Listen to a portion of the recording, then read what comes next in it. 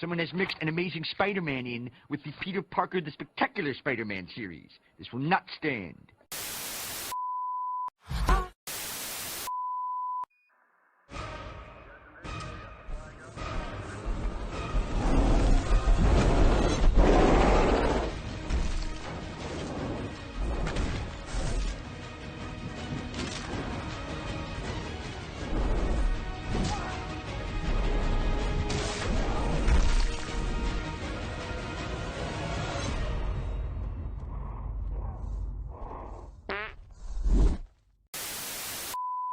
Keep moving, Junior.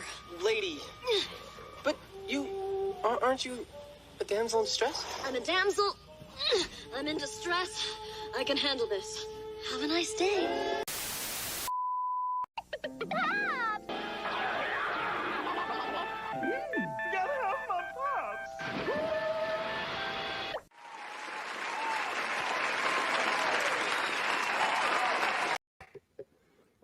Greetings and salutations, everyone. Welcome to the Boomer Show and conflict with weather and all sorts of shenanigans. We're in like the two worst states for complications with weather and power outages, are we not? Yeah. It started actually raining for the first time in like 3 months, and I was like, great. Oh my gosh. So for those of you catching up in chat, I feel terrible because by the time I realized I messed up the times and all the posts I did were 5:30, and I don't know how, because I do mostly 5:30, and we had always set this for 7:30s on her channel and my channel. We'll do it at 7:30, so we both have time to get home from work, do other stuff if we needed to. Anywho, by the time I realized that there's no power, I can't even fix the problem. And then when I finally have power, I'm like, oh cow, look at all the people that have come and gone and going. And I'm like, oh, I feel terrible. And then you weren't answering. And Chris Persia's like, no, Texas still doesn't have power. Loki's like up and down, up and down. So I know you guys are both in the same state. So I'm like, yeah. Well, guess what, guys? We did get together. We're here. Let's do this. Let's comic talk. So, Oh, man. wow, tons of folks. Joker Voice has been here. Jacob Ironside, Phil, of course, hanging out. Awesome folks, of course. Chris Persia, hail to the Pops mod, the goat of all mods, my friend. Oh, he does so much for me. I can't even imagine life without him. So, yeah, they were here chatting amongst themselves while we were sitting in the dark, basically waiting for some clear skies and figure something out. So Paul got here. Awesome. Hey, Paul. Hope you're doing well. Abomination, AJ. Awesome, man. Hey. Woo. Keep on keeping on. Yes, we survived and overcome, Chris. Thank you so much for everything. Paul says hey to Megan. Zax is here. Hey, Zax. Brent Cohen. Good day, my friend. Tabletop Junkie. That's awesome, my friend. Yes, it was supposed to be 5:30 if you believe the boomer that typed that in and didn't realize it when he tweeted it out everywhere earlier today. And no, it's always been 7:30 in Megan and mine's head. And yeah, sorry. Hopefully you're here now and we can talk some comic book stuff. So How to Draw Comics by Dan Lawless. Mr. Lawless. My friend, if you want the link, you give me a thumbs up. I'll let you come in here and surprise Megan. Dan's going to be on with me Wednesday night. Dan is a pro. And I know you love Conan. Yes. He is the boss. He is so in love with Conan. He needs to get Conan. Dan, I'm going to open my email and let Megan introduce herself and talk about what's been going on. So, Megan, catch everybody up on what's going on for NOOB Reviews lately, because it's been crazy. It's been crazy. So are my lights. I don't even know what's happening. Yeah, it's been crazy. I went and bought like a bunch more comics. We went to the Comic-Con here in my like local area. They had a small one, which was actually way bigger than I thought.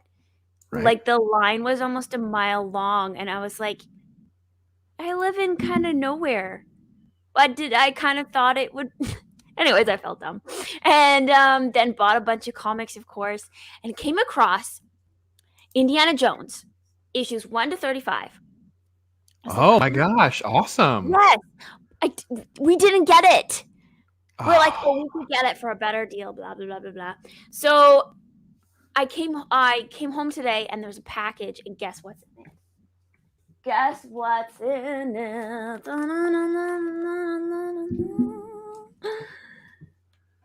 We got us some Indiana Jones. in the mail. Oh yeah, those originals. Look at that, folks. Yeah. That is where it is at right there. Hang on, let's blow that baby up. Woo! That's some I'm licensed so Marvel excited. issues. Last Crusade. Yeah. Raiders of the Lost Ark, Temple of Doom, yes. Yes. And then we Marvel got had the license. Those are good. Those are fun. the Further Adventures. I don't know what those are like, but No, they just it's just they would do their little movie arcs and then they would just kind of keep going. Got to keep the train moving, right? So like Star Wars did, yeah. Yeah, Star Wars was handled differently because they licensed it early on and just kind of kept running. So I think I can't remember if there's 56 issues in the first run. They kind of had a special because I have this giant size special. It's in the other room that they did when Empire came out and stuff like that. But they have an actual Star Wars story that started when the movies actually came out. They're super cool. So, but yeah, Dan Lawless. Oh, Dan's so awesome. He's gonna be on with me Wednesday night, folks. We just confirmed that up today. He'll be back on with me. We'll talk comic books next week. So yes, man. Let me tell you what. And yeah, Brett Cohen. If you haven't checked out Zach's channel, go over and subscribe to Zach's. There's been a vid that he kind of landed on about Amazon and some licensing changes with the whole Lord of the Rings Hobbit stuff. So we're thinking that's going to be more like video games and things, but it's worth a watch. And somebody hasn't really kind of caught a lot of legs yet. But yeah, Megan's gone to comic shops, gone to comic conventions, doing her thing. The first lady took me to a little mall comic thing. Did I tell you about that yet? No. Yes. So we had a little bit of the family emergency stuff that happened last week, and it created, you got to deal with life. Yeah.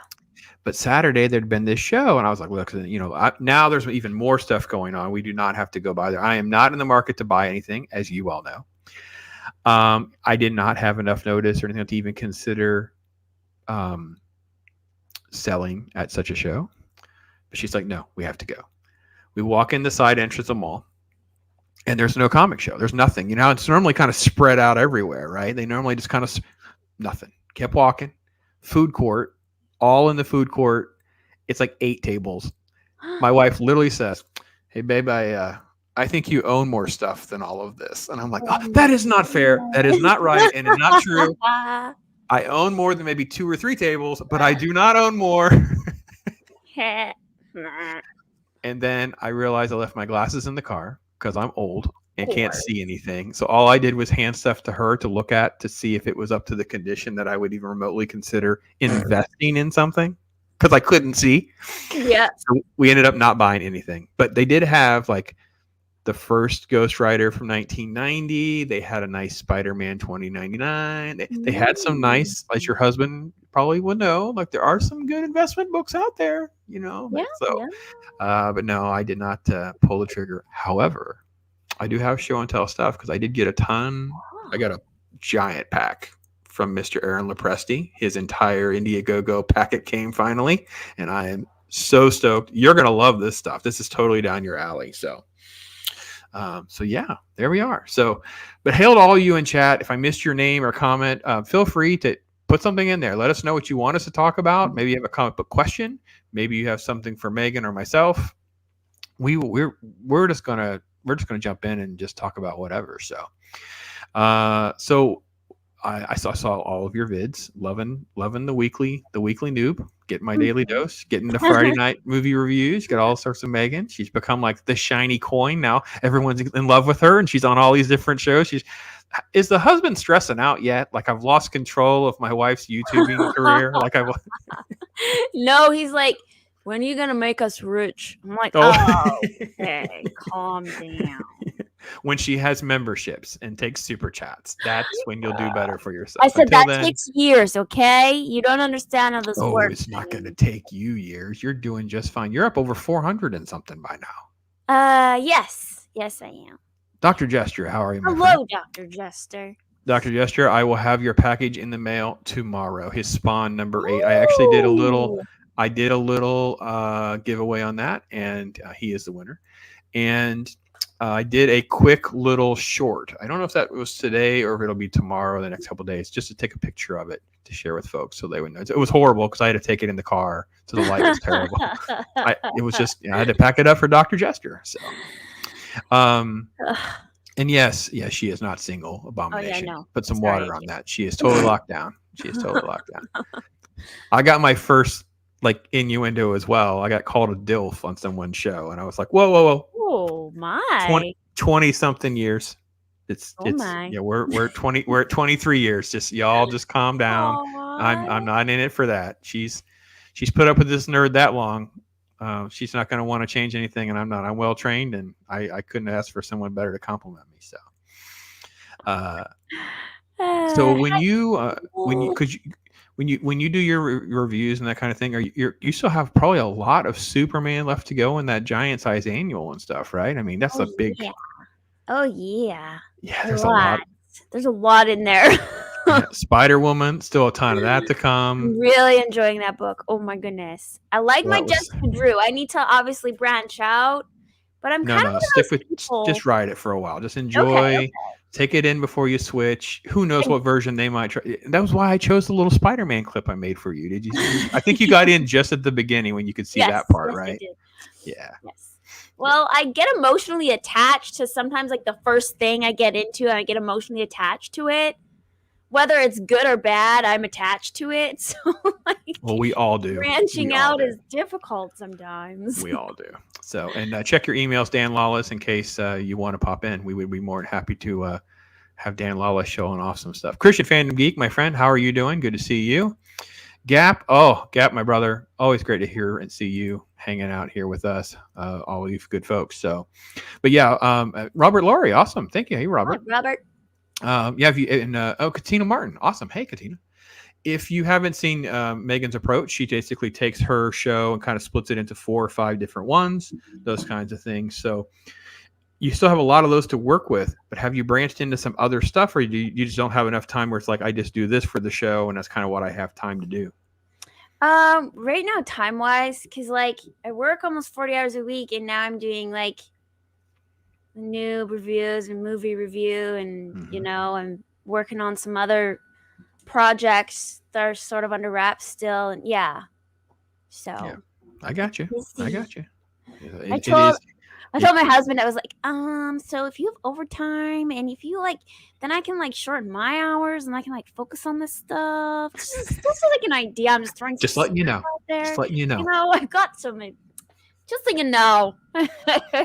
So, hey, Christian Fandom Geek, hitting that smash that like button. Thank you so much, my brother. Yeah.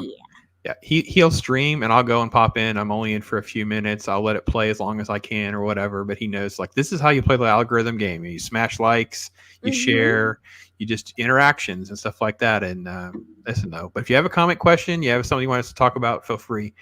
My dad probably gets it worse than my wife because when I'm at the farm, I edit. So a lot of times it's I'm scarfing down breakfast with her. And then I'm editing something, and I'll start it running before we go outside to work on animals, and I'll come back inside, and I'm quickly doing something else again, and then I'm going back outside again. So it's that's kind of stuff, how it operates at the farm. But when I'm here, it's chaos. I schedule every minute. I have all these plans, I think we've talked about at least twice. Got our lists going of what's. Isn't the adrenaline rush nice when you cross things off? You're oh yeah. Love that. So I have a review that I'll post. So I'll show that first. This is I got Thin Blue Lines, Mike Barron. So this is Mike Barron. Thin Blue Line. This is the normal cover, the standard cover of Thin Blue Line. Sergio Cariella. Oh, I love Sergio's work, by the way. He did the variant cover. So I have the review for this coming out tomorrow. I think it's tomorrow. Anyway, it's coming out the next day or so. I'm sorry, guys. I'm scheduled for the next 2 days, I think. So, they wanted to have politics in their comic books. So Mike one up them. He says, I'll have politics, but actually what I'll do is I will just write about the stuff that's actually happening. Oh. He just wrote about news. So this has to do with riots getting out of control in an inner city that happens to have a mayor that doesn't want to take control of anything, and then Antifa references and news references. It's 2020, summer of love, baby, and it is hardcore, and it will trigger people, and it's very well done. It's very moving and gripping, and really does a great job of portraying what some of the struggles really are. So I'm very happy for Mike that it's doing very well. I know he's been out there trying to promote sort of a last push for some of the extra books. He even put a few on sale because he's already on the next one, guys. The next one's called The Private American, and has to do more with like border crisis stuff. So Mike, so for those of you who don't know much about Mike Baron, he is really one of the best writers when it comes to like Punisher in particular, but his Star Wars runs are really good too. He's really good at writing the down to earth. It feels like you're real. He's not into like, I don't know how much he's done that's been like supernatural stuff or fantasy or things like that. It's more like really grounded street level type stories. Very gripping, just super good. He's very compelling writer. Awesome stuff. So if you get a chance to connect with Mike Baron, do that. So what's something that you could show off in your little noob cave there? Anything handy that you can reach? Oh, also because been getting into Batman, and the husband keeps buying like all the collectible versions. So I've been telling him, okay, you need to get me like the graphic novel. So okay, we have to get copies that you can manhandle. We've taught her well. Perfect. Ooh, what do we got? I got to make it bigger. Make sure everybody can see it at home. This is the way to go. It's a soft cover. Long Halloween is gold. Oh my gosh. And I think it costs like $10. It's been read. It's got, Who cares? You're going to tear it up. You will want to read that story twice. I'm excited. Let's flip through it. Because you know how when I talk to you about it, like Killing Joke and stuff, it's more like an impactful thing. Like it shocks you. Long Halloween is quite literally a mystery. And it has a little twist ending. And then it kind of made me want to go back and read it again, going, okay, wait a minute. I should have seen this coming. It was so obvious. And what did I miss or not miss? Long Halloween, folks, is what a detective Batman movie should be. I actually thought that's what they were going to go for with this movie. They're cowards because they don't want to have that many villains in a movie, but there's a way to do it. So Princess Leia Rose is here. Hey to Princess Leia Rose. Awesome. Let's see. I think all the other comments are back and forth. Okay. I'm not a DC dude, but my favorite Batman is Under the Red Hood. Yeah, we're gonna work her way along there. That comes a little bit longer because we got to get her into Hush, and we have to really kind of set all that up for her. Now we got to build a lot more framework for her now, and she loves older classics anyway. That's kind of like one of those gems that comes along much later. So we're still working through some of the fundamentals of Abomination, but I appreciate the recommend. And if any of you haven't read that is a good story. But yeah, that's a great. Oh my gosh, Long Halloween. Oh, you're not going to put it down.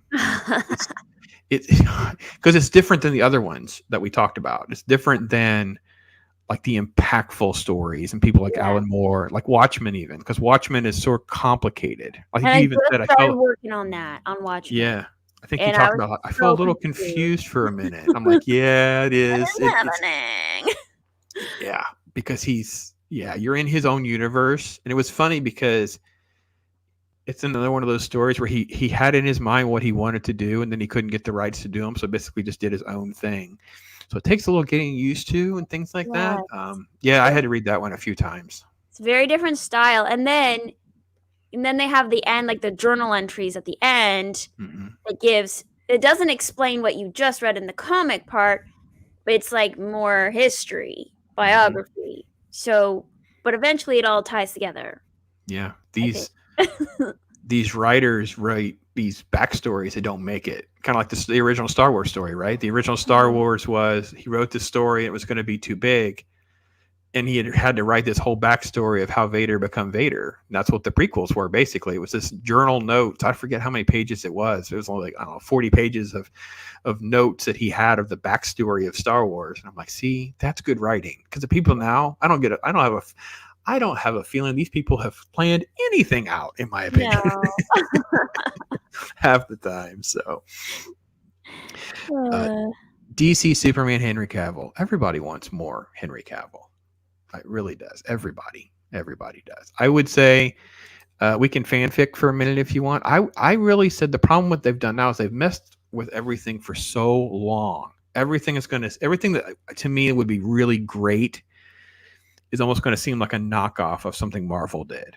Like Brainiac is going to come across as an Ultron, different things like that. But yeah, I think they need to figure out how to get the wheels turning over there. There's too much money to be made. So Abomination. Oh, I hit the wrong button. Sorry. As my counterpart here knows, StreamYard will fly by on you. yeah. I went to click it and it moved. Same here, educating myself on older stories. Yeah, you got to get the foundations. I wasn't old enough to get all the foundations for like X-Men, and I got in late, and I didn't have a good appreciation for a lot of characters. So I spent my time doing what I've instructed her to do: get some graphic novels and some cheap versions. Don't go broke buying stuff that you may not like. Try to find things that you're into. So. Yeah, they're winging it, and it shows. Yes, they are, Robert. Yes, they are. Let's see. All right. Well, good. Well, that's awesome. So yeah, let me do it. Let's do it. Do it. So it's called Wraith of God. Aaron Lepresti. I have it's a massive stack. I'm not even sure what the base, because I have so much. I got everything, I think. I got the whole shebang. Ooh. Yeah, I think this is the base. I think this is the base cover. So it's going to be a little bit more down your Conan and fantasy type stuff that you love. Wraith of God. Wow. Lepresti. Yes. Ooh, signed.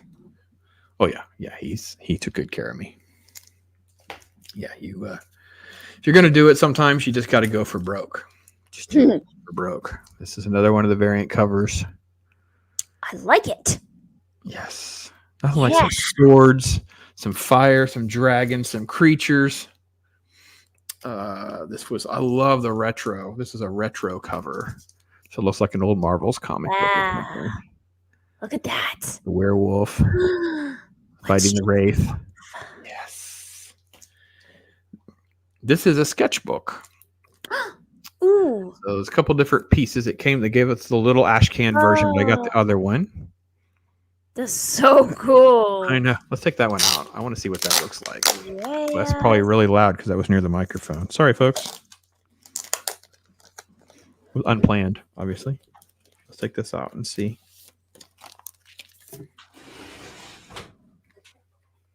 Oh, yeah. Look at that. Oh, my goodness. Oh, look at Jack. Yeah. Jack. Yeah, just stuff like this. Just these guys are so good. So fun. Yeah, it is. I'm going to have so much fun looking through this. He put in some of his other stuff from his days, his Marvel stuff. Yeah. His DC stuff. Yeah, these guys are the vets. These guys are the goats. Like a print. So this promotes the sequel. The sequel is called Wrath of God, Blood Hunters, which I don't think the campaign has started yet, but this is the promo sheet for that. And then there's a whole bunch of little trading cards. Cool. And then there's ash cans, which are like the little tiny books. Yep. So, and then the hardback, which I have not opened yet either. 20 years of sketches with Aaron Lepresti. What? Wow. The hardback of that. Yeah. Yeah. So that will probably be my weekend journey. Since I got Thin Blue Line done, I got Graham Nolan stuff kind of caught up, I think. So I will probably start on Aaron. And he did sound like once they get their fulfillment done, he'll be able to come on my show. So we'll be able to have him on for a talk. So I think we'll have a good time. And again, it's so much fun talking to these guys because It's what I grew up on. I told Dan when I interviewed Dan, I was like, it's easy to have this conversation, Dan, when I'm a fan. Like we're just saying, and he went on this big thing about how they're fans too. And once you understand that, you realize, oh, they want to really talk about this stuff because they want to promote good things and they want to make good things. Part of that's learning what we do. So, but yeah, Aaron Lopresti, go check out Aaron Lopresti. He has a great YouTube channel, by the way. He and his wife Shelly are chit chatty fun. And then James Mealy comes on with him. I don't know how often they're doing their show, and they'll get into like original comic book art. Yeah, they're connoisseurs, man. They're connoisseurs of the art. It's fascinating. Wow. So on that wolf, is it important? I don't know. I haven't read it yet, man. I just got this. Like I got it on Tuesday, I think. Where was the wolf? Yeah. So I have not had a chance. So, but it will be soon. It'll be soon. So excited for that. So. But yeah, it's been doing that a bit. So I may do some shorts just to show them off and have them sort of documented out there, that kind of thing. It's kind of like, that's how I approach the shorts. Like, let's take a picture of this one, take a picture of that one, kind of thing. Like an advertisement almost, or a document. Yeah. Or something. I don't know. I need to figure out how to use shorts. I don't know. Like, everybody uses them a little bit differently. Yeah, I don't know what I'm doing. So I will. Loki talked me through how to do it, and then by the time I did it, I forgot how to do it, so I had to go read his instructions. Yeah. And I kept going, it's not on my screen. Well, you have to go to your actual channel, not in your studio part, and then there's a little plus button, and that's how you do it. Yeah. So then I was like, well, let me try how can I do this from my phone, if this will work or not. And that's why I did a couple trading cards and I think a couple comic books. So I'm just learning. Nothing's taken off or anything, but that's how I'm kind of approach it. And I just rely on folks like you to kind of let me know what you want to see or don't see. So Dan says, I Love Wraith of God might be my favorite crowdfunded comic yet. Thank you for that recommendation, Dan. That makes me want to cheat and get to it tomorrow, but I can't. I'm already in the middle of a movie review. I have to finish a film for reviews. Yes. Let's see. I'm looking for it now on Amazon. Can't find it. Amazon. Oh, you mean the Wraith of God? No. Wraith of God would be crowdfunded. Let me see if I can pull up something. Have you gotten any of your crowdfunded stuff yet? Who, me? Mm-hmm. No, I have one that I'm waiting on. It doesn't come out till next year. And then Justin Murphy, he is coming on my channel on the 28th. Yes.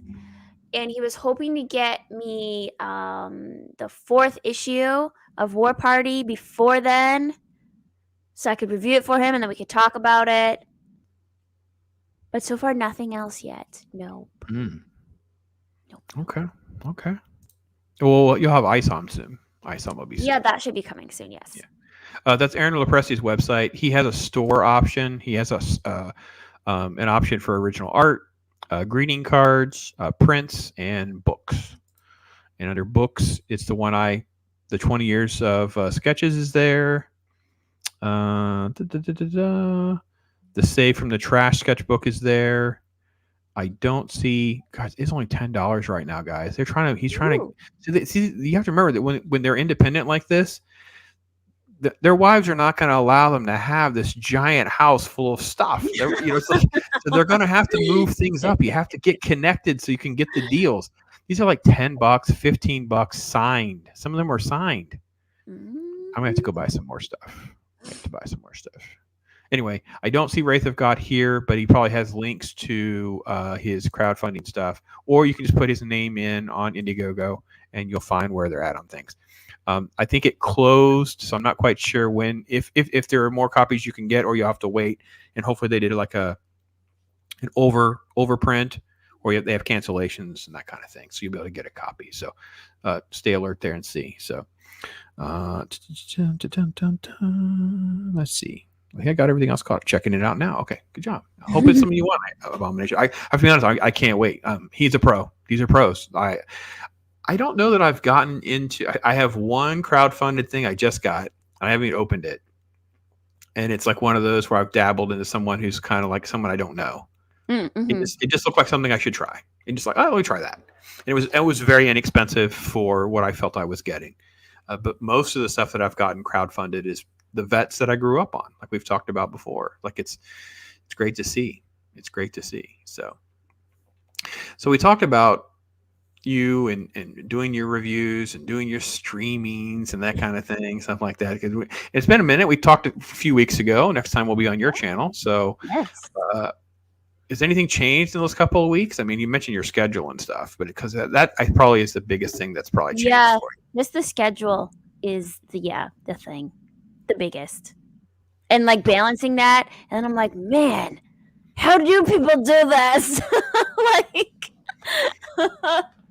well, the good thing about your reviews is you record those, so Yeah. you could get ahead of yourself a little bit, record Yes. one in advance and make it a little bit easier on yourself. So that does help, because I do record like some of my movies, because when we're done, Mhm. I'll do a check-in, and then I'll probably record at least one movie review tonight if I don't do two. I think I have two I can record, or one movie and one TV, something like that. So those will probably come out like on Saturday and Sunday or something. So I kind of get ahead of myself a little bit doing it that way, because it is challenging. It is Yeah. very challenging. I Don't don't give have up. a life beyond work and YouTube. Like, that's it right now. I went outside today and worked in my garden and was like, oh, sunshine. What is this? Mhm. Yeah. It was funny because I was speaking to someone about all that, and I made the reference to like, I think they said something like, how often do videos come out on your channel? And I said, well, 7 days a week. They're like, no, you can't be working 7 days a week. That's not healthy. I said, no, I didn't say I work 7 days a week. I make videos that come out even when I'm not working.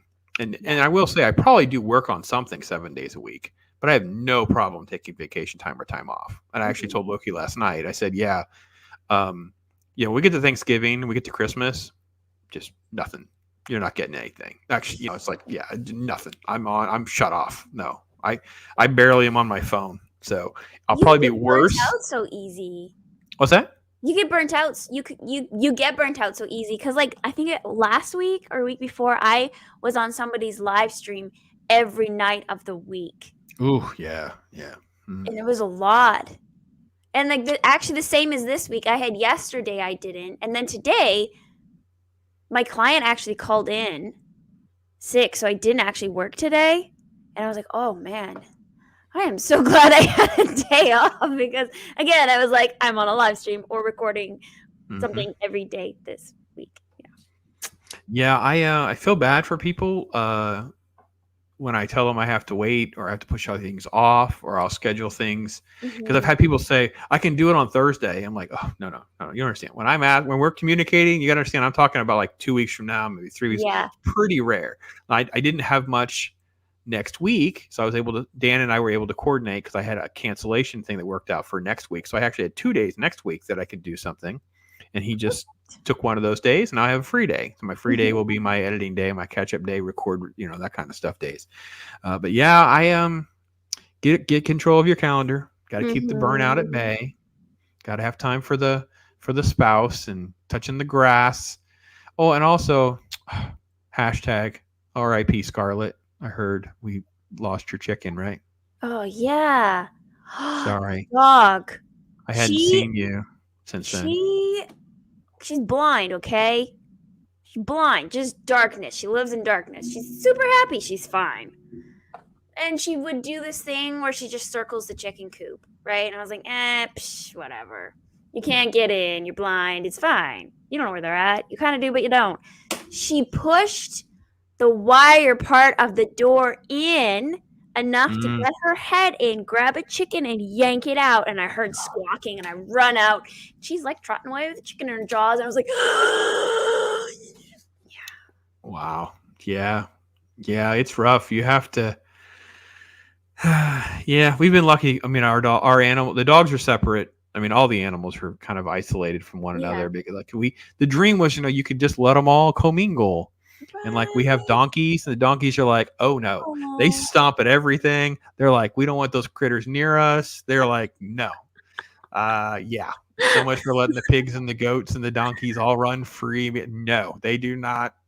And now, Oh and, man. we had to wait until the pigs were big enough because if the pigs were little, the goats were mean to them, would headbutt them. And Oh. I don't think the goats mean to be mean, but it was tough on the poor little pig. The little piglets, the girls were too small, so I had to wait till they got bigger. So now they're allowed to be out together. But yeah, R.I.P. Scarlet. Oh, poor Scarlet. How many do you have left now? 2? Just 2. Oh, I gotta mail you a chicken. I gotta get you. Send me a chicken in the mail. I want to see the look on you. You just film your husband. Just a response, just for me personally. I don't see the look on his face. Oh, I got a package from Pops. Oh, it's a chicken. He'll be like, great. Me and all my he's enabling all of your bad habits. Oh yeah, ours keep breeding. Ours keep reproducing. So we have 2 baby turkeys that were born this weekend. Oh, turkeys! Oh yeah, Are we you have turkeys. gonna raise them for meat, or are they pets? Yep. No. Okay. Why would you have a pet turkey? They don't want anything to do with you.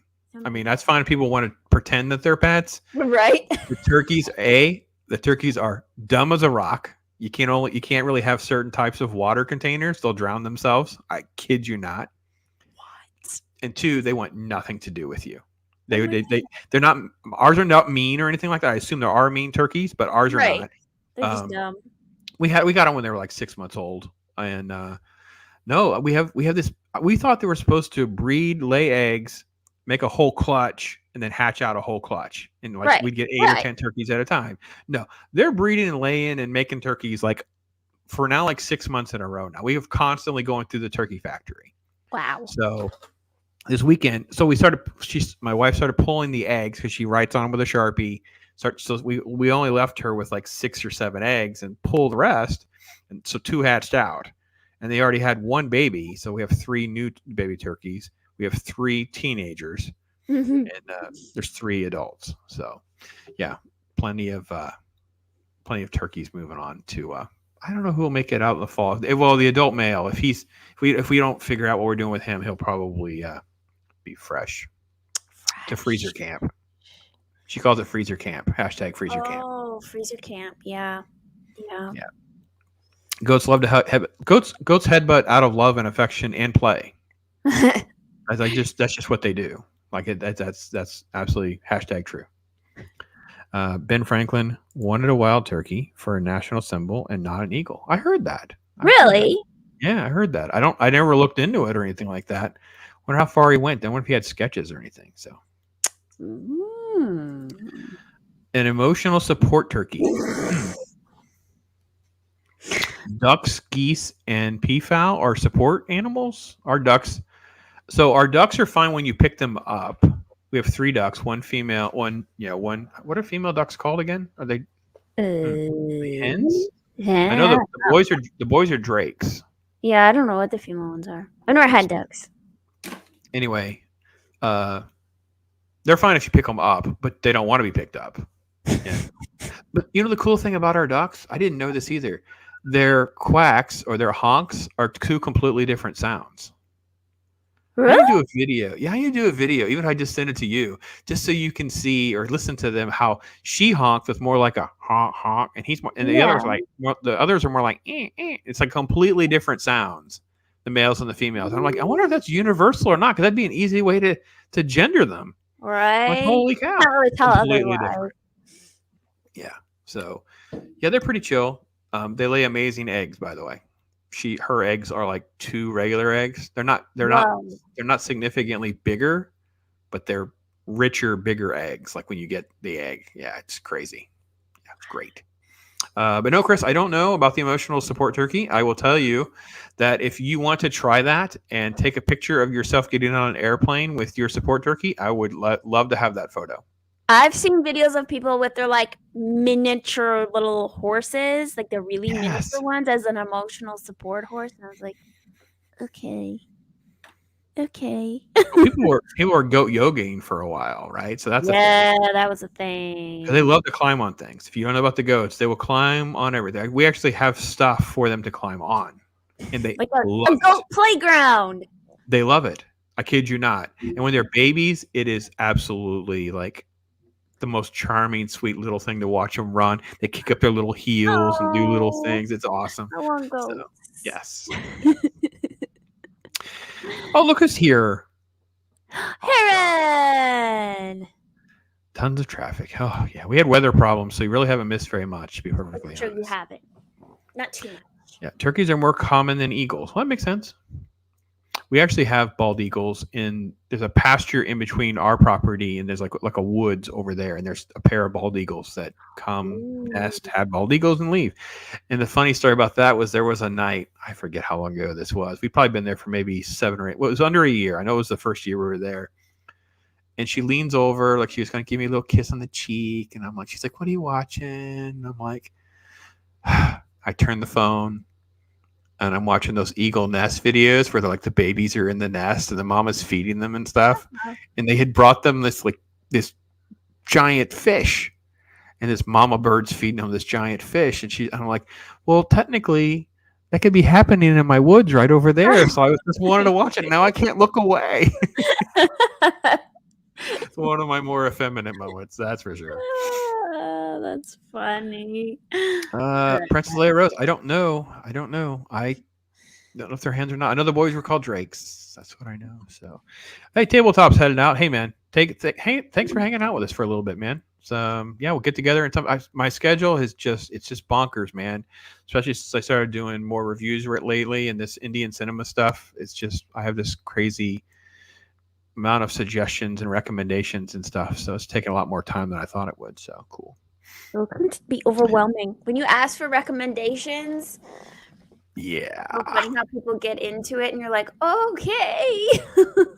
Well, it was also funny when you were on with Makani, his suggestions and mine were like two completely different worlds. He was like totally into this is what I like, and I'm like, but that's all newer stuff. We got to get her more foundational stuff. And I'm like, I can't listen to this show that much. It's gonna make my head hurt.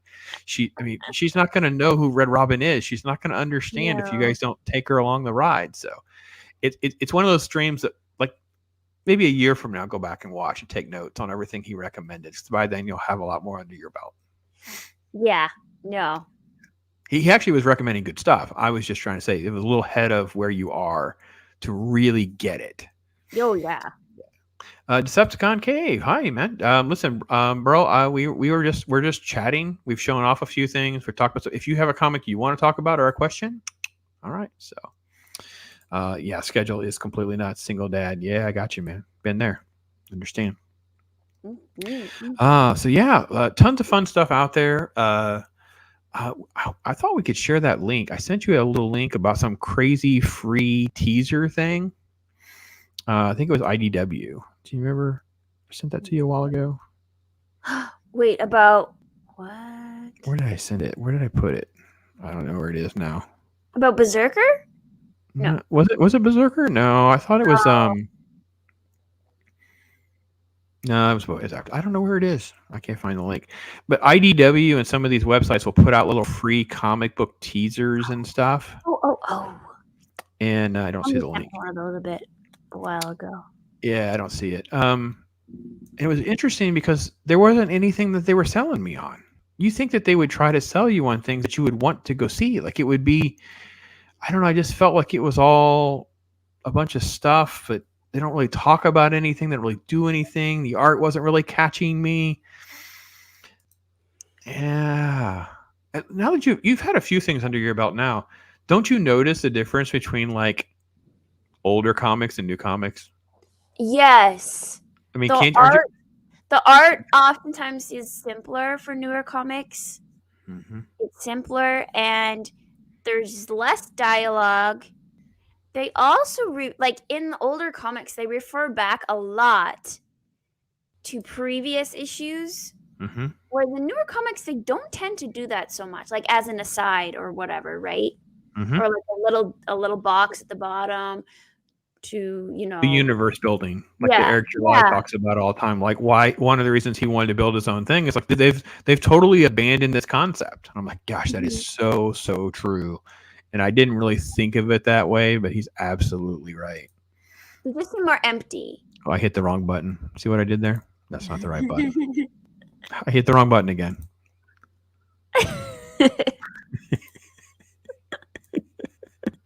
It's pathetic. Why do you keep showing up? That's what we have to ask ourselves. You keep putting up with me. I don't understand why.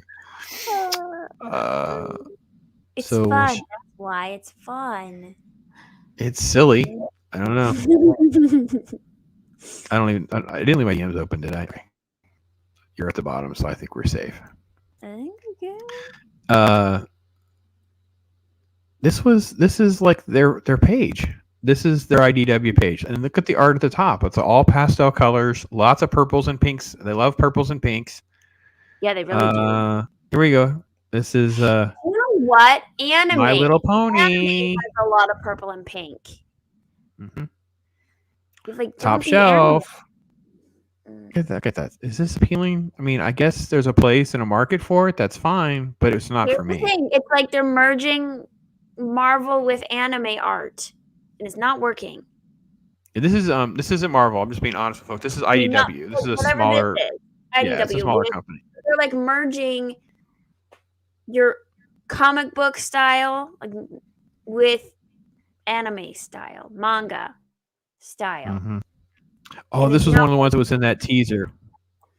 This is about this wildfire group, the firefighters or something. And I read the story, read the little teaser, and I was like, "Meh, it's okay. It's about firefighters." I'm like, "Okay." And then I have an alert on my comic book investing app, and it says this is a really hot comic book, and the subplot is that the people are like using the wildfire as a cover for them to do these like criminal acts and stuff. I'm like, wait, there's this massive subplot that wasn't explained in the teaser. What was the point? Yeah, that should come up in your teaser. Like, that's the premise of it then, right? Now see, yes, and see this dead sea. I see this. Okay, this could be interesting, maybe. And then I see the variant cover, and I'm like, okay, all right. Well, this would at least want me to go. Okay, what is it about? Mm-hmm. Right. At least I'm at least curious to know what is that about. I'm not saying I'm out to buy it, but at least I'm curious. When I see this is how they manipulated Sonic. To me, I saw this and was like, this doesn't even remind me of Sonic like at all. Mm-mm. Like even accidentally. Look at this. Like, what on earth am I looking at? I don't know. Huh. It's just strange. I haven't really bought any newer comics or anything, and this is part of the reason why, guys. It's like this is the style, this is the look, this is the different things that's out there. Oh, they own the rights to use on YouTube. Oh my gosh. So I know. Compare this to even like your Berserker. This is supposed to be one of the more hardcore books. I'm like, kinda. Like little, but not really. It's still very, I don't know, PG-ish, very juvenile, very art school to me. Yeah. Yeah. They're stuck in like whatever teacher they taught. Like they drew for that teacher to be top of the class. And Right. they never expanded their personal style. Oh, yeah. Bad Idea Comics. Like Tankers of the Lot. Yeah. Monster Kill Squad. Okay. And Paul says, they just have less talent. I'm like, okay, let's go right to it. Yeah. I got to be honest, Paul, I don't even know first off, anytime I've tried to interact with a lot of the modern creators, I get myself blocked. And this is how I learned about the term comics adjacent, because I like and I communicate with those people as well. They're the others. We're not supposed to talk to them, evidently. Because these people will block me, even though I haven't said or done anything that should be offensive to them. So I can't even really develop a relationship with them, Paul, to find out more about their creative thoughts and processes and those kinds of things. So case in point, the guy that did Miles Morales, so he's the new version of a Spider-Man, and it was, I think, issue 7 or 8 or 9, one of the origin stories, and he's still learning to be Spider-Man. And it was interesting because I turned the page, and the art changed dramatically. Like, this looked like typical Spider-Man art. I turned this page, he's with his family, and it was like art school. And I tweeted at the guy the 2 pictures, and I tweeted, I said, I'm not trying to pick a fight. I'm just curious what happened here. Why did the art change so dramatically from one part of the book to the other part of the book? It seems like there would be a story there. I'm just curious. He didn't say anything, but all these people came to his defense about not criticizing him, and they're allowed to be creatives, and they can do whatever, and blah, blah, blah, blah, blah, blah, blah. And I'm like, I would try to reply. Like, I wasn't trying to, I was blocked. Each person would make their snide remark, and then I was like, okay, it's just like children. So weird. I was not prepared for this when I started getting back into things a few months back. Like, what has happened in the world? People are very afraid of anything that seems like critique or like questioning decisions that they made, because it seems like critique. Like I growing up, I've everything I've ever done was always harshly critiqued. I was like classically trained in music, and I did like competitions and exams, and they were so like borderline mean, actually. Like, and it was like harsh and blunt, and you are not good at this. You need to go back and try again. Like, okay. like Wow. like I wasn't even like approached kindly all the time. And I've done modeling, and people are like straight up, no, you're just, you don't look good enough, or you're not, like, whatever. People don't have a thick skin anymore. Yeah, maybe. Thick skin, and just being able to hear someone out. Like, you might not agree with them, but like your question, maybe it made them question themselves, and that was uncomfortable for them. I'm not sure. And by the way, anybody that does that with the whole modeling acting thing, they're lying to you, because 99.5% of modeling and acting needs and jobs from someone who's worked on the other side of this is, we need this kind of person for this job. Now, that does not mean you're too ugly, too tall, too thin, too fat. Wrong. No, we needed a redhead who's between 5'3" and 5'6" that weighs this, that is a white girl. And then we need this. That's what we need. Them telling everyone all these things about not being good enough and it's all a lie. There's a job. There's a job. So stupid. I hate this nonsense. They're like popped in. How are you, my brother? Awesome. Had a good time hanging out with the old vac tube earlier this week for a little while. That's cool. Ryan's popping in. Hey there, buddy. How you doing? Hi, Ryan. And exactly, they hide. People have lost the ability to anybody criticize their work. I really wasn't even being critical, Paul. I really thought to myself, his comeback was going to be, there was another writer. We had a deadline issue. We thought the tone of when he's out in the world of Spider-Man would have one look, or the family time would have this look, or anything like that. No, you couldn't ask criticism. He says they feel attacked. The generation of participation trophies. Oh, amen, brother. Yes, very, very true. Good job. Very, very true.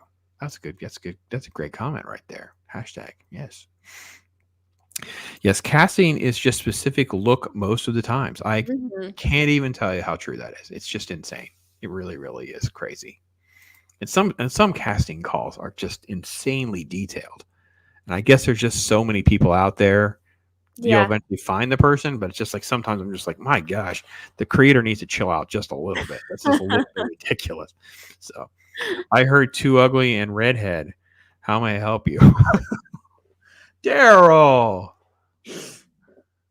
I love my ginger brother. Come on now. No, there's a job for you, Daryl. We love you, bro. Keep it that way. Man. Let's see.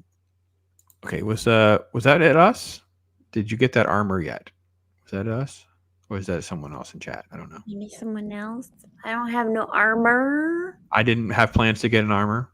I'm not going to object to having one delivered to my house, but I don't have any desire to buy one. So, yeah. So, all right. So I think that catches up like the newer comics that I have. Let's see. I don't think I had anything else new. So I sorted out stuff I was getting rid of, and you know how much you enjoy trying to see, well, what is Pop scaling back this week? And I held this one aside to show you because I think I'm going to throw this in the keep for now. And I'm curious because I haven't really been able to finalize 100% who did the art, because this is a variant cover. So it's just a random Batman. It's a New 52. New 52 is pretty much crap, right? Most of us don't care for most of the New 52 storylines, but it's a 75th anniversary issue, so they put the whole Rogues Gallery on it, and I just kind of thought it was cool. Like we get a little bit of everybody. Look, so we have bats. Oh, that is cool. We have a little Catwoman. We have a little Joker. We got a little Riddler. Poison Ivy's in the back. Two-Face. We got a little bit of everything. And I thought, well, that's kind of cool. It's a variant cover. Yeah. It wasn't really selling for a ton of money or anything like that. It's pretty inexpensive. So it's not like me selling it's going to make a big difference financially. So I'm like, all right, well, let me just kind of, see. It kind of felt like it had a little bit of the late great artist and creator George Perez, who I'm a huge fan of, but it does not appear to be a George Perez cover. So I'm not quite sure yet. So that was one I kind of pulled and set aside as a not sure what I'm doing with book. It's a keep for now. The maybe pile? Yeah, well, keep for now. So it means it'll be here for a while because I won't come back around. There's too many. It just keeps moving through the chain. And this came with my other Alien Alamo comic books. So I've read that. I've made my comments about it. I've kind of moved on from there, whatever. But I kept the print. I got a print, so it's actually signed by Graham. So I think I'm keeping the print. Ooh. So I may figure out how to matte and frame that into something nice to kind of remember Alien Alamo in a special way. So I thought that'd be fun to take a look at. So let's see. Okay, hold on. I see Megan Lee is going to be on Weebs and Wafus today. Gonna be waifus, yes. Waifus is how they say it? 9 or whenever I get there, because Ivan knows that I'm here first. Yeah. Okay. All right. I am not familiar with Weebs and Waifus, so maybe that's where I'll have to be. It's the newest Geeks and Gamers channel, and it's like all anime stuff. And they wanted a noob to react to, like someone who knows nothing, to react to anime stuff. So, yeah. All right. By the way, Daryl says he met you back in Dallas. He was a scary old guy. Laugh out loud. I still dig those shoes you had on. Very cool. Daryl is transparent with his photos, I believe, on Twitter. So you can find him on Twitter. Okay. I gotta go creep around then. Yeah, he's going to have... Yeah. I don't remember names at all. 60 people. It was like every hour. There's so many humans. There's a lot of people there. And so many people in YouTube are very introverted in real life, and I think you're in that category. Yeah. So in real life, she's very introverted, so she probably was very overwhelmed, Daryl. So it may be very hard, but hit her up again, tweet at her or something like that. Yeah. She'll connect the dots for you, man. It's okay. I am not. I am exactly like this or worse in real life. So it drives my wife completely insane. Is your wife more introverted than you? Or... My wife is introverted until a button is pushed, and then she is like a bear, and she will maul you. So there's I'm cool and I'm collected and I'm whatever, and she's super. I think I've talked about my faith, right? She's super pastor's wife kind of thing, like all buttoned up, and we're all good. It's all sweet. But the moment it's not sweet, it's dark. Wow. So if we have to return something and you forgot the receipt, you know how that is? Or you ruin the receipt, like you leave it in your pants and it goes through the wash, you get receipt. I'm the guy that goes, listen, let's just give me a store credit. Let's just work this out. Please don't make me have to get her to come up here. Because she's not going to try to cheat anybody. And the fact that if they even remotely try to imply that, it's like claws, it's she's. I hate going to return things. It's so dumb. I've gotten better at it, but anything that is confrontational or feels like it could become confrontation, I hate confrontation. So I make my husband come with me. He's like, "Why am I here? You handled that fine." I was like, "I need emotional support, okay?" Oh, tell your husband that Pop said, "Listen, just take care of it for her." It's like a brownie point that she'll owe you a little bit. So just to be honest, it'll mean so much more to you if I just took care of it. To be honest, you'd be like, "Thank you, baby." That's all. That's all. All right. Scary old guy is an interesting way to describe yourself, Daryl. Daryl is like me. We just roll with just crazy self-reflection. Yeah. Let's see. Paul's claiming that he is also oldish and claims scary as well. So I don't know.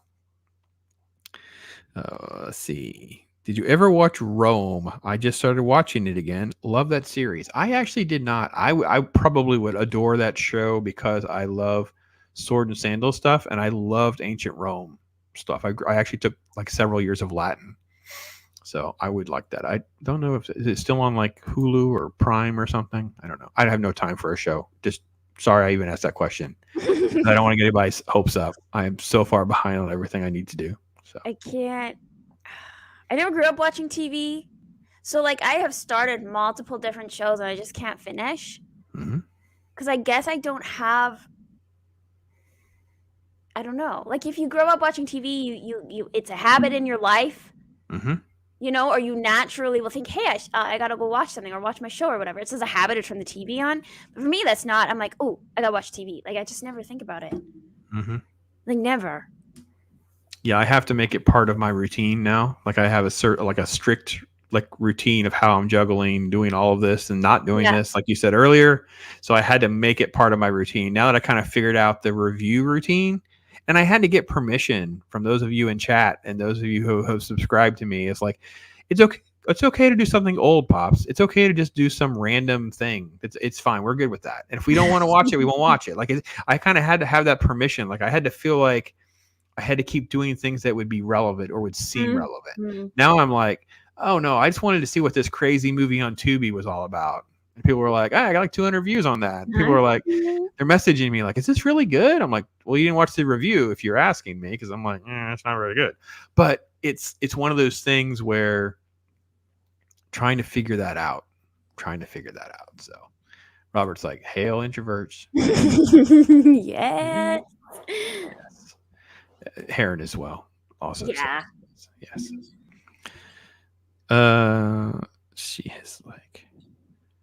She's like Roadhouse nice. That's a great way to put it. I'll have to let her know that.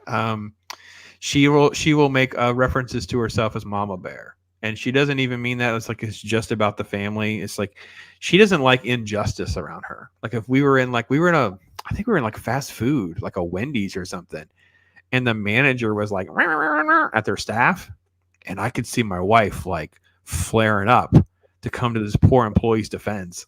Like, calm down. They're getting paid minimum wage. The person's not doing anything wrong. They're just a little bit slow. Put the freaking fast food place.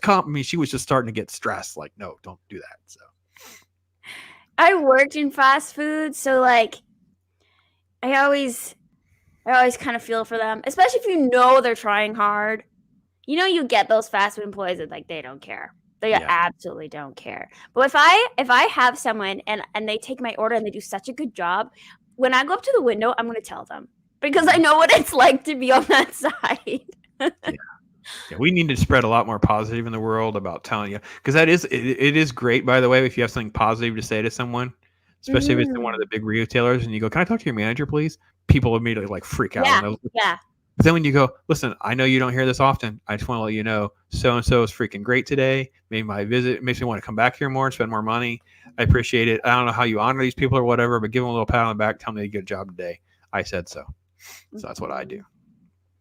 Because people use like, I want to talk to your manager and different like review. We're like reviewing things, whatever you review a store or restaurant. Like negative. Yelp like things and stuff. Yeah, people always think to review something when they've had a negative experience.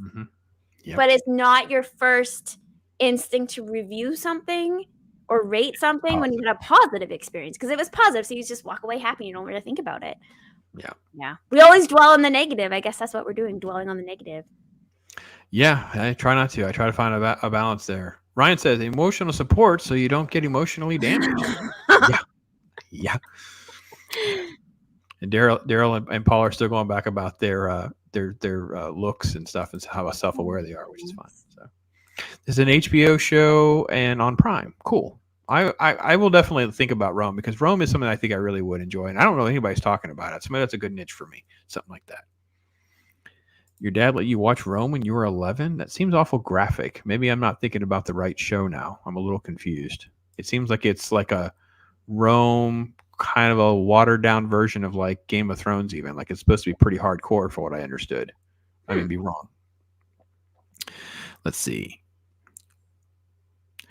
All right. I think I'm going to order next week the series of Star Blazers. Love that show. Do you even know what Star Blazers is? Yeah. It's an anime show. Oh, okay. That's an OG. That's an OG. That Daryl and I are about the same age. Yeah, man. That is literally like I'm a gateway drug of the 80s and the 90s stuff. So Star Blazers was freaking great. And that actually goes back to like we were kids. We were young. So yes, I love that show. And actually, Daryl, I think on YouTube there is a movie. They filmed some sort of live action film, like a fan film or something. I think it's on YouTube for free. Yeah, check that out. See if it is. Just put it in when you're not watching me. And more importantly, you're not watching Megan. So, I put a couple of really good scenes from Rome on my Twitter. I wanted to show how great the actors are. Cool. See, I gotta go check that out now. Yeah, it's something. I always need visuals, you know? Yeah, give me some sort of taste. Give me a little dose. Give me a little sample. I say please and thank you at the drive-thru. Yeah, we should need to say please and thank you everywhere. Hold doors. Yes. Say ma'am. Say sirs. Be nice. Spread goodwill. If people are having crappy days, maybe you're like the only positive thing that happened that day. Mm-hmm. It is very graphic. But you were 11. What the heck? My dad was cool. It was cool to show 11-year-olds graphic stuff, I guess. Maybe. Okay. That was cool. Yes, Space Battleship Yamato from 2010. Highly recommend. All right, cool. Oh, that's why. Okay, yeah. He's a great actor. So, yeah, that makes sense. Yeah, good cast. Cool. Very, very cool. So you've got, like, crazy schedule going on, trying to do comic book reviews, trying to hold a day job, take care of chickens and your blind dog. Mm-hmm. Got this husband. Luckily, he has a job that is, like, takes up a lot of his time, and he gets home from work and he finishes up his day. So he's not really done until around 7. And then he just like wants to like decompress. Mm-hmm. So if I'm like bouncing around being needy or whatever, like he's like, oh God, I need space. So it's like, he's like, I'm really glad you have this and it keeps you busy. Oh, okay. Well, see, that's really cool then, because you have that kind of balance. Yeah. It works for us too, right? Because like I said before, like I come into the city to work. So we actually have this forced separation that we're kind of in the middle of. So it allows for my time here to go by way faster. I get all this out of me. Yeah. Because part of the time when we first moved, all the farm stuff, it was like I felt like I wasn't doing any of this. Right. And I was actually getting depressed because I felt like I went through all this trouble to move it, and I'm not even sorting it out. I'm not deciding what I'm going to do with it. I knew that the pandemic forced a lot of prices to go through the roof, and I'm like, if I'm going to sell something, I'm missing out on opportunities, things like that. And this has kind of filled that gap. So that creative outlet, you have a nice balance between creative and life, and I touched some grass. All right. Boy, do I have grass to touch. I weed eated. So I have areas that get so wet you can't mow. So we have a couple ponds on the property, and I have a big drainage culvert thing. So it will get grown up. So yeah, that's what I did on because we couldn't go to church because of the family situation. So I stayed home from church, and I volunteered to stay at the farm and work.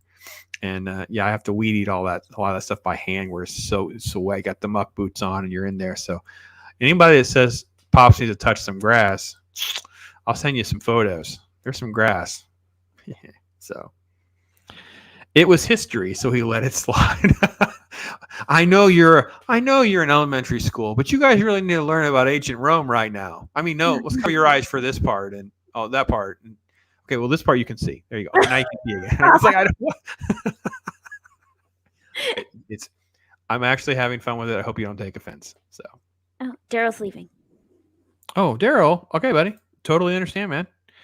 Got to color the wife's hair to maintain balance. Peace and chicken grease. All right, bro. You do what you got to do, man. That's okay. That's a conversation starter right there. I would never trust my husband to dye my hair for me, ever. I won't let my wife do this. Okay. Because she does the dogs. And every now and again, she blames the dog for something that went awry. And I'm thinking, she's just going to do it to me and then just say I moved. And I'm just stuck because it'll just be a stripe. It'll be some weird thing. So do a faux hug, do a weird something. It'll go sideways. I mean, I barely have any. I barely have stuff left. I actually got it cut down again. It's just, it's, I'm like, I just don't have enough left. It's like, it's not worth a whole lot of fight. So, yeah. My dad went bald pretty early, so he just like shaves his head, but he's got quite a mustache though. All right. I think this is for you, Megan. She says you should show your husband's book collection one day if he says it's okay. I haven't actually thought that. This is like behind me is all history books.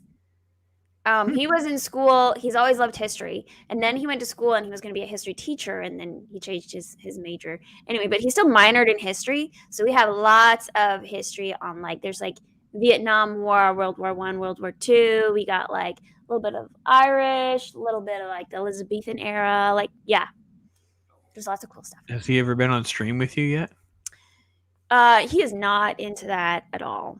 No, he's fun. He's a very private person. He has zero social media out there at all. He does not use social media. He does not care about social media. He honestly doesn't even watch half of what I do on here. Like he's just you have to get not used to a social media person at all. Does your mom or dad watch? No, they don't really approve. Killing Joke. My baby's reading freaking Killing Joke, and who's that old man telling her to? What a creeper. They talked about Harry Potter. Yeah. Yeah. I understand. No, like my mom has asked because like she was like, what have you done? How's your week going? Oh, I was working on this YouTube thing. Blah, blah, blah. Oh yeah.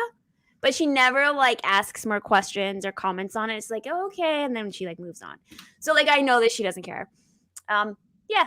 I don't think any of my family has watched my stuff either. No. For those of you out there, that is something you have to get used to. My first dose of that, well, first of all, I knew that was always going to be the case, but I have to be honest, when I actually did radio show work, I had a Saturday show at one point, and we would actually treat it as our morning outing.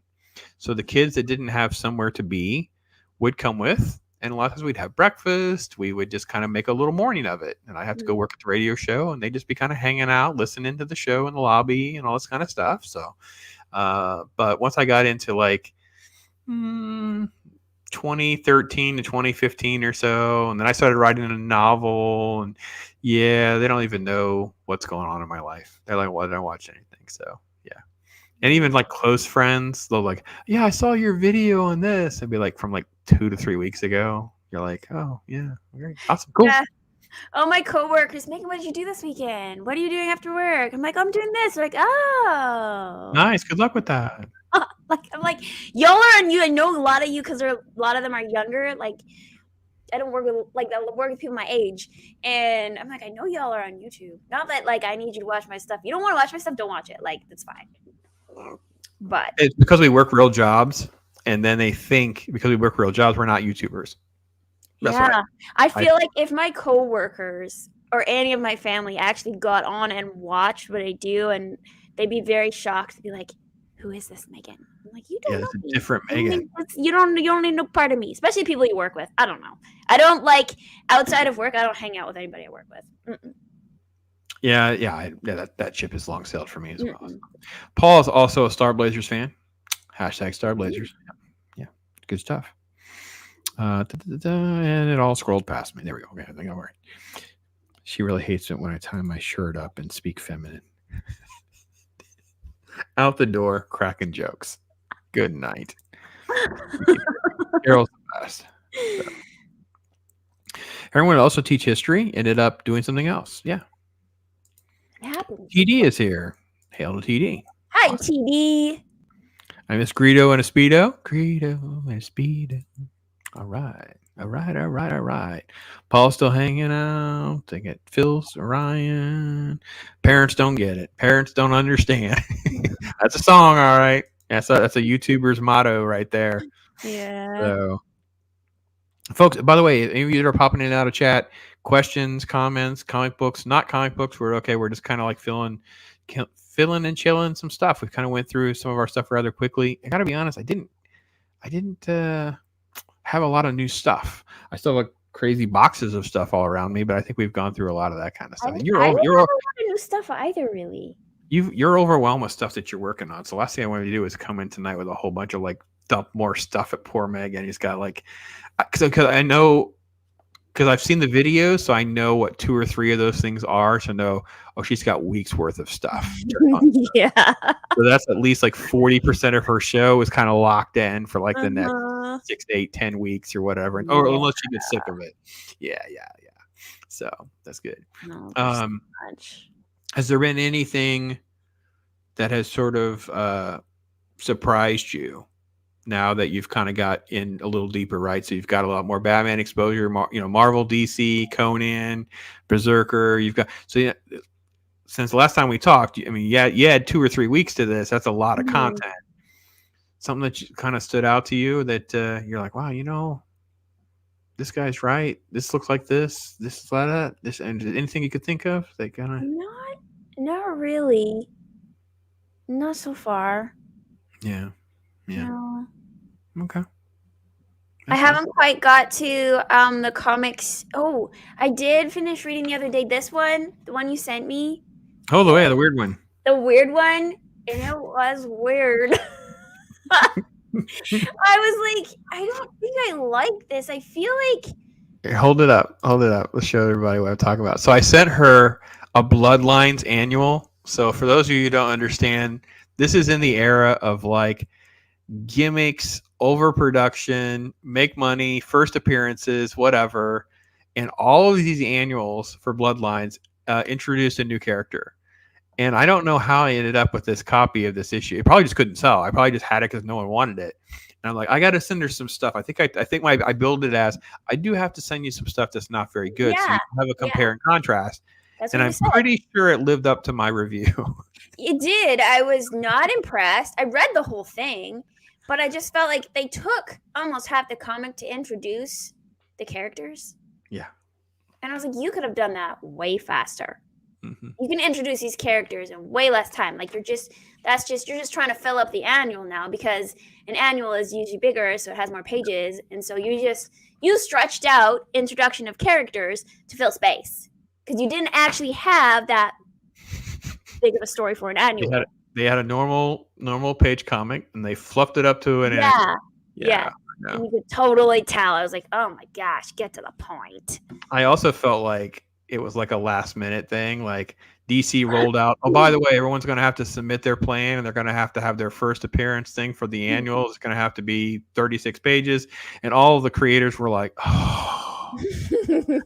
And this happened to be one of those that he didn't want to do. And he just did it. That's what he did. He just threw it in there. Robin's going to fight this thing. And you're like, okay, sounds good. And they end on like this, nothing. There's not really any finish to it. Like it keeps going.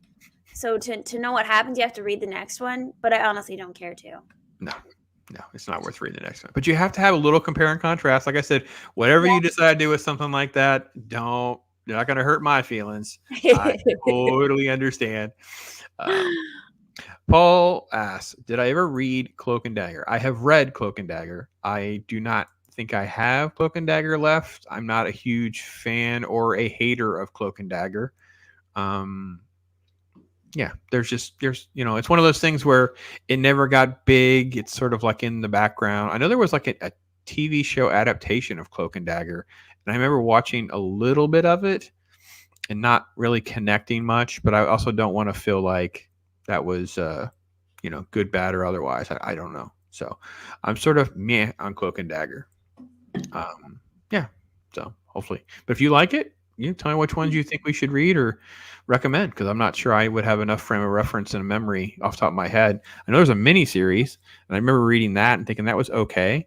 And I think they started a series or they had a second mini series. I'm not quite sure I remember, but yeah.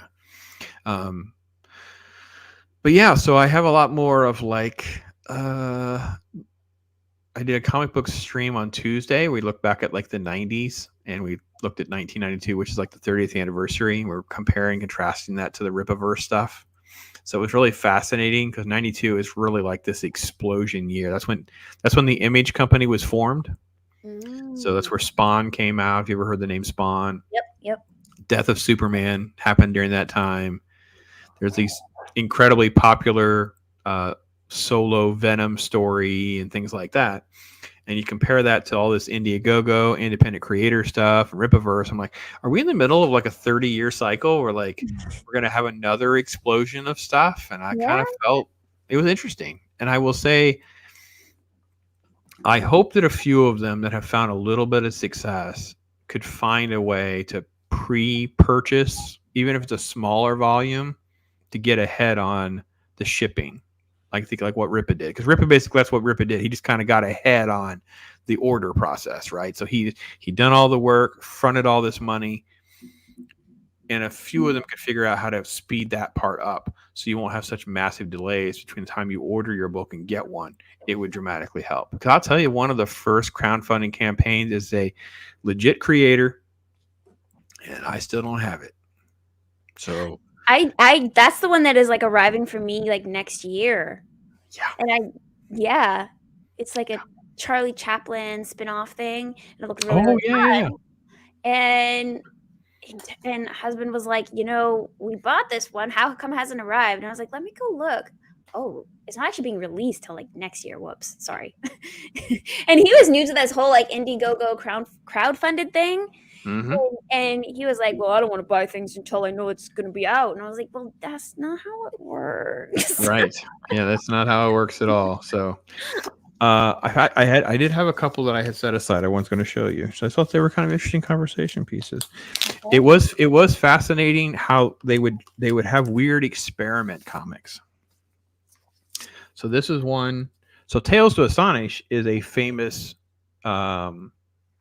comic book series. That's the first appearance of like Thor is in Tales to Astonish back in the day. So they did this weird thing where they re-released this special Tales to Astonish. Okay, it's kind of, here's what's weird. It's like it's this they had to figure out how to make some money. So they put up a cool cover. It's kind of cool. All right. Yeah. But this is like an acetate cover. Oh, okay. I know. That's kind of my reaction too. As I found this one, I was like, "Oh, that's kind of weird." So, and then when you look inside, and you've seen this, the art doesn't match the cover. You're like, "What is happening?" That's so disappointing. It's so weird when it's so extreme. And I will say, part of it is just the loss of time. Like I can't remember. Like for all I know, I have the gimmick version. I don't have the legit version. But I will also say, when I was flipping it. Remember how we were looking at the pastel colors and all that? Yeah. Look at that shot. It goes across the middle of the book. We aren't finding that in these modern comics. That's for freaking sure. They aren't sitting around a diner talking about food for 4 pages. That's one of my pet peeves, by the way, for those of you who haven't heard me rant about that nonsense. And then it's funny because I probably got this for like a quarter. Well, I'll tell you the story about meeting Harrison. Well, didn't meet Harrison Ford. I have an autograph from Harrison Ford. That's probably I know that's where this came from. I have a Crystal Skull comic book. Okay. So since you got all the other ones, I should probably send you this one so you can have it. Because God knows you don't want to have to buy it. I probably paid it. I probably got it. So there was a Star Wars convention that I went to, and I was there for like I don't do those anymore. Where I'm there for like days. My wife loved it. She was in the hotel. She's getting pedicure. She's getting her hair done. I came back to the hotel. She'd always be telling me all these different things that she did all day. And I'm like, okay, I'm exhausted. Places are freaking huge. I have Anyway, long story short. I'm in the food court at one of those places. You know how you were like at the Dallas Expo, one of those big ones, right? So there's a food court area of some kind. So I got my giant heavy bag full of all my junk.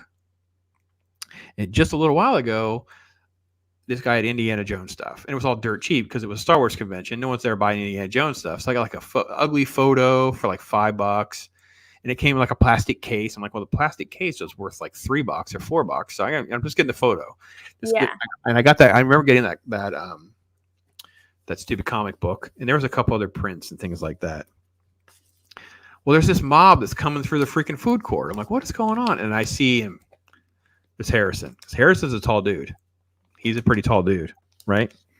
So I grab my cheesy little photo and a Sharpie. And it literally is like a scene out of the movie where you're just sticking it into the crowd and they scribble a name on it. That's my Harrison Ford autograph. Nice. Yeah. It looks more like you wrote Henry Ford. Yeah. Instead of Harrison Ford. Henry Jones. It looks more like a Henry Jones than it does. But I looked and there's like a thing about his autograph. Like it does change all the time. Like it's kind of funny. I guess when you're that old, you're just like, yeah, whatever. Please get away from me. But George Lucas was with him, but you couldn't see George because George is short. Yep. And I was on the opposite side, so there's no way I would have seen. Yeah, That's craziness. cool. All right, And coming up on 9, so I want to make sure I get her out here in time to take a break before she goes on her next show. But Pops, who doesn't want a modern splash page with consists of people eating in a booth next to a window? Oh, right, nobody. Yeah, you're right. A lot of sitting around talking. A lot of talking. Crystal Skull Cinema at the finest. Okay. Serious. No. Literally, it's like I just have a thing for Indiana Jones stuff. Trust me, my wife, she went with me to see the Crystal Skull. I'm sitting there, and I am face palming during this movie. I'm literally sitting there like this. Oh yeah. And at the end of the movie, when that alien it becomes X-Files, and it was so. Mhm. And I said, I just want to leave. Like, are you sure it's got to be almost over? I said, I know we're not going to leave, but I want to leave. I can't believe they've made me want to leave Indiana Jones. I was devastated. And then I was working for this website at the time, and I didn't get a screener for Indiana Jones. The reviewer that got to go to a screener, he gave that movie 4 stars, and we destroyed him. Destroyed him. It was by far the biggest miss of review, because he was a really good reviewer. He actually wrote for like the Kansas City Star and stuff like that. He was a good reviewer. But on that one, I don't know what movie he saw. I joke with him for years. You can tell me, Mike, if they played Raiders of the Lost Ark instead of Crystal Skull, you can tell me. It's okay. I won't tell anybody. If they played one of the other ones, because it was like hardcore miss on that one. So Yeah. all right. Harrison Ford walked past him in a sushi restaurant in Malibu. Cool. Oh, cool. Yeah. All right. So, all right. So we only have a few more minutes. I want to make sure I get her out here so she can take a little pause before she goes to her next appointment. What else is going on? So you have the show at 9.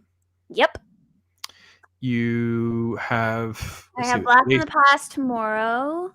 All right. Well, what are you reviewing? We are reviewing Conan the Barbarian.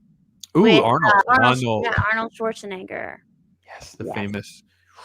Yes. 19. So that's what we're doing tomorrow night. And then Monday, I'm on a Trouble Greens channel. We're going to do it's more like a girls talk kind of a thing, but yeah. Yeah, I've watched a couple. I think I've watched the whole thing. So I've been in it. I've watched pieces of stuff like this. So that's kind of fun. Some will let you be yourselves and talk about some to be on stream with girls, because since I started this journey, it's I was with Tabitha, Dreaming Tabitha, and the Geeky Crochet. We did a girls' night stream. We talked about costumes and movies, and I was like, man, I don't hang out with girls a lot, because this is such a guy's world. Comic books and give me video games and stuff. It's just more a guy's world, a guy's thing, right? Yeah, our passion levels are significantly higher than most ladies. Yes. So that's why it tends to. So it's so funny every time I'm in a stream, it's I am one of the very few, or I'm the only female there. Which is I don't have a problem with it, whatever, but it's just funny when I actually realize that. Yeah. Chris Purchase says that he can say with a shadow of a doubt, you will look at Crystal Skull with fondness once Indiana Jones 5 is released. I am not counting Indiana Jones 5 as a movie. I'm just not doing it. I am going to hate watch destroy that movie, because we all know how bad it's going to be. Yeah. It's so insane. I just can't. Girls' night. Girls' night. I understand. I know. So I mean, I have all women at the house right now. I don't have any boys except for the dogs. So I get it. I do understand the difference of perspective. It's so fascinating to me. My wife and I usually watch a movie a day. Usually there's either we have, if it rains all day, we'll stay inside and watch a movie. Maybe we'll watch 2 that day, or we'll watch one before we go to bed together or something like that. We'll watch one together that way. And it's what we want to pick and what we want to watch is usually not aligned very well. We're usually not on the same page. Guys are pretty fluid. We can watch, but for her, she's like, no, I want to watch the very small, constrained world of what I'm interested in watching. The fact that you're going to do Conan is pretty cool, to be honest. I don't think I could get her to watch Conan. I think she'd be like, no, I'm not watching that again. I don't mind the guy adventure movies. I've always kind of liked that. I'm more picky about my romantic comedies, and I romantic comedies seem to be the typical at least in my experience, the typical girl type movies, right?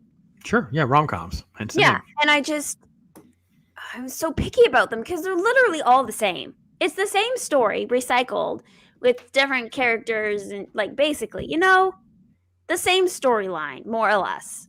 They've got maybe like 5 different storylines that they take and they put into a movie, and it's also predictable. And maybe guys' movies are too, but there's just the action changes it. I don't know. I'm very picky about my rom-coms. Yeah. Interesting. We should do a rom-com talk. We should do a special stream just on rom-coms. Maybe we'll invite some more ladies, and it's ladies' nights with pops. We're going to talk about rom-coms. I have Audrey Hepburn in them, and they're from like that time period. Okay. Well, I have a list of like the ones I really like, and tell guys these ones are not that bad. You should really embrace these. They're rewatchable. You'll be fine. Like Harry Met Sally. I love Harry Met Sally. I think Harry Met Sally is like a really good script. It's a lot of fun. It's sweet. It's got a lot of funny in it. Come on, you should be able to get through Harry Met Sally, guys. You should be able to. It's not that bad. So, Heron does point out Hallmark Christmas. Okay, Heron, I'll tell you what. And since I have this Pops channel going now, I'm thinking about redoing some of those. I was given to review. By the way, they gave them to me like at Thanksgiving. So good luck trying to review 15 Hallmark Christmas movies. I can't do it. Sorry. I can do some, but 15 in like 4 weeks? It was not happening. Yeah, it was insane. I ended up with like this. They sent me this package, and it was this massive amount of Christmas. They did this massive Christmas push thing, and I'm like, how did I end up into this universe? And so I still have rights to do all these reviews and stuff for all that kind of stuff. I love Sahara. It's not a great film, but a guilty pleasure that is just entertaining. Hey, man, we all have those. I have not watched Sahara in like forever. That's been a long time. I think I remember enjoying that movie. Yeah, me too. Sarah's sure, yeah, on that set. Original rom-com, Romancing the Stone. Yeah, that's a good one. That's fun. It's like an adventure. I'm not sure I'd call it a romantic comedy in some ways. It's more like an adventure romantic comedy or something. I don't know what the appropriate terms are. So, well, folks, I know Chris put the link there for you to subscribe to Megan's channel. Please make sure you do. And let me see what I can do. Let's just do a little quick out. But you folks be blessed. Make tomorrow better than today. Go out there in the world. Do your thing. Find your voice. Like she said, be creative. Do your thing. What's the worst thing that happens? You just spend some time doing it. So have fun. Have fun. So until next time, you guys take care. Be blessed.